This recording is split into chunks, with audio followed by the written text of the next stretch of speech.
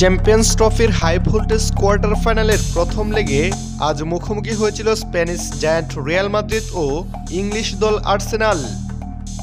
এই ম্যাচে যে জিতবে তারা সেমিফাইনালে, আর যে হারবে তারা সরাসরি বাদ পড়ে যাবে।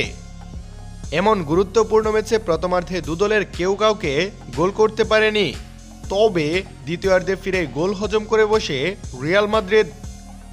রিয়াল মাদ্রিদের ডি বক্সের থেকে একটু দূরে ফ্রি কিক পায় আর্সেনাল।